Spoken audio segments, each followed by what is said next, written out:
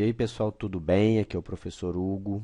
A nossa aula de hoje, nossa videoaula, é sobre a reflexão da luz. Então, quando falamos de reflexão da luz, temos dois tipos de reflexão da luz. Reflexão especular ou reflexão lisa é aquela que acontece numa superfície perfeita, uma superfície sem qualquer tipo de imperfeição. Por exemplo, um espelho, as águas de um lago parado. Aqui vocês podem ler que são superfícies polidas, espelhos, metais, a água parada de um lago. Isso é chamado de reflexão especular. É reflexão numa superfície perfeita, sem qualquer imperfeição. Tá bom? Porque, olha só, é possível perceber que dependendo de sua posição em relação a um espelho plano, você poderá observar ou não sua imagem. Isso acontece porque os raios são refletidos em única direção, ou seja, são paralelos entre si. Esse tipo de reflexão, reflexão perfeita, nas superfícies polidas, como espelhos, metais e a água parada. Ok. Depois a gente vai falar mais em cima dos espelhos planos, que vai utilizar a reflexão especular. O outro tipo de reflexão é a reflexão difusa. O que é essa reflexão difusa? É uma superfície que não é completamente perfeita. Então, o raio, quando bater, ele não vai, os raios, quando incidirem nessa superfície, eles não vão ser refletidos perfeitinho, um do lado do outro. Porque a superfície é irregular. E, nesse caso, é chamado de reflexão difusa. Agora que a gente conhece a reflexão especular, que é a lisa, e a difusa, que é a superfície irregular, nós podemos falar das leis da reflexão. Elas acontecem com a reflexão especular, ou seja, num espelho plano, numa superfície polida perfeita. Então, quais são as leis da reflexão? O raio incidente e o raio refletido e a normal estão no mesmo plano. Traduzindo, olha só, aqui está o espelho, tem o plano, vamos dizer, de cima do espelho e de baixo do espelho. O que essa lei, a primeira lei diz? Que onde o raio incidiu, onde ele refletiu e a nossa referência, que é a normal, estão todos no mesmo plano. E isso é relativamente fácil de observar. A segunda lei nos diz que o ângulo de incidência é igual ao ângulo de reflexão. Pela superfície ser perfeita, então o ângulo que ela incidir, o ângulo é em referência à normal, que é essa reta perpendicular aqui, o ângulo de incidência é exatamente igual ao ângulo de reflexão. Percebam isso pelo desenho. A lanterna aqui, o ângulo de incidência e o ângulo de reflexão. Esse ângulo aqui, chamado de alfa, é igual dos dois lados. Então, essas são as duas leis da reflexão. Sobre a reflexão da luz, é importante falarmos sobre o ponto virtual. O que é o ponto virtual? Se eu tenho um espelho, pessoal, se a gente olhar na frente de um espelho e ele estiver refletindo a imagem de um objeto, o que é esse ponto virtual? É obtido por prolongamento de raios luminosos. A imagem não pode ser projetada por anteparos. O que acontece? Quando a gente olha num espelho plano, a gente não vê a imagem refletida do nosso lado. A gente vê como se a imagem estivesse lá do outro lado. Esse ponto virtual, vejam só, se o objeto está aqui, como a gente disse, se eu espelhar, olha só a imagem dele onde vai estar.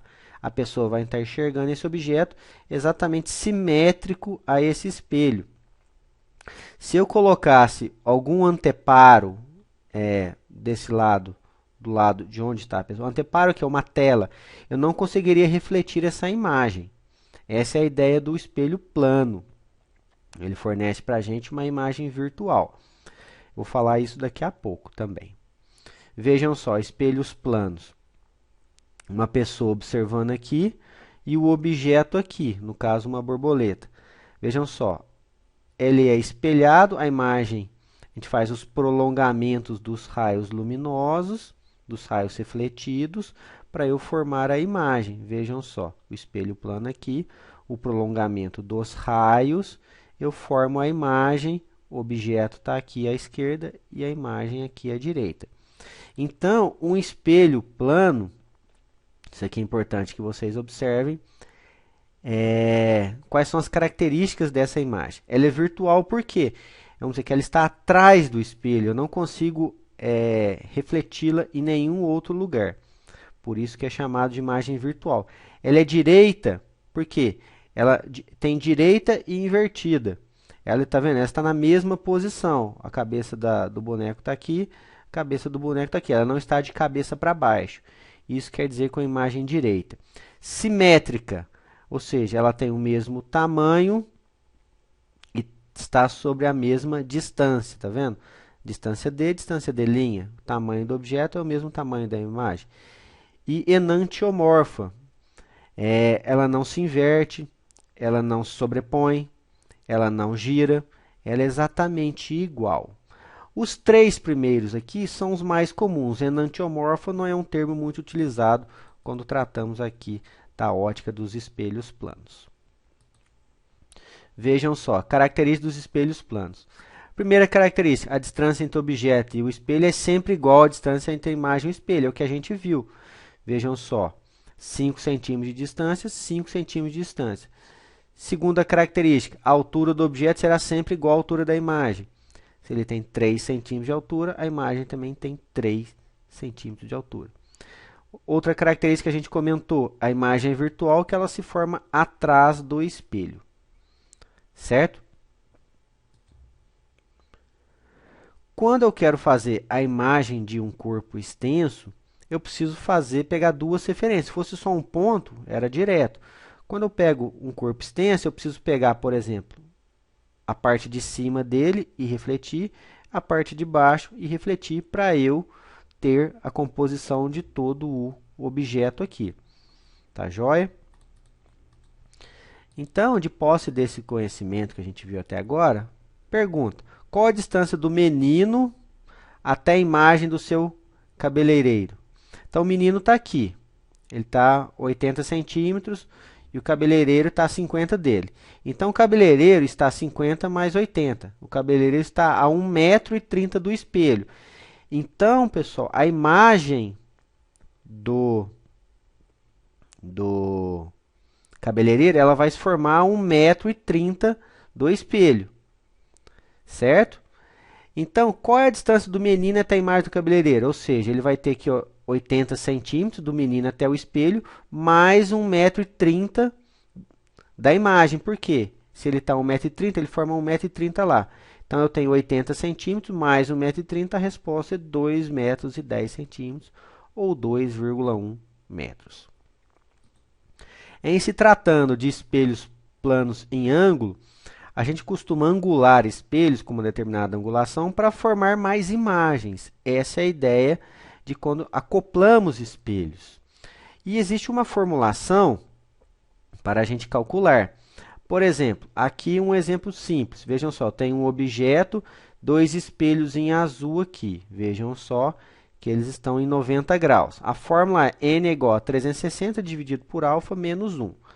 360 é sempre 360, o alfa é o ângulo entre os espelhos, menos 1. Então, se aqui é 90 graus, 360 por 90 dá 4. 4 menos 1, 3. Vejam só, 3 imagens são formadas. Uma consideração importante aqui, que vocês devem prestar atenção, é caso o ângulo não seja um número inteiro, e eu não esse número aqui, o 360 dividido por alfa, não dê um número inteiro, eu sempre arredondo para baixo, mesmo que dê 4,9, por exemplo. Então, seriam 4 imagens. Tem que estar o número, é só pegar o número inteiro. Se eu pegar 61 graus, certo? Ia dar 360 dividido por 61, ia dar 3,9 alguma coisa. Então, seria menos 1. 2,9 seriam só duas imagens. Certo? Então, lembrem-se disso. Sempre que der número quebrado, arredonda para baixo. Aqui um exemplo, ó, dois espelhos com 60 graus. 360 por 60 dá 6, menos 1 dá 5. Se fosse 45, 360 por 45 dá 8. 8 menos 1, 7 imagens.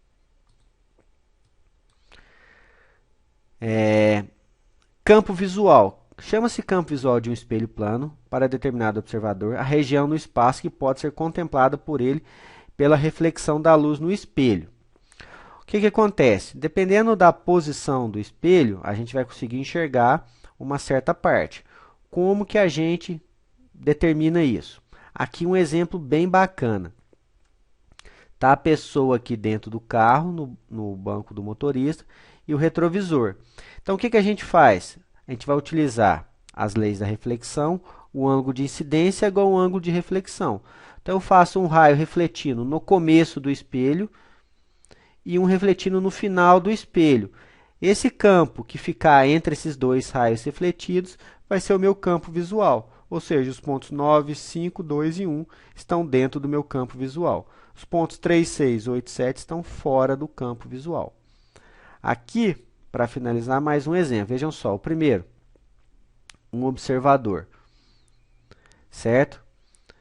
Então, é uma outra forma da gente estar verificando. Eu coloco a imagem dele aqui no espelho e faço os dois raios.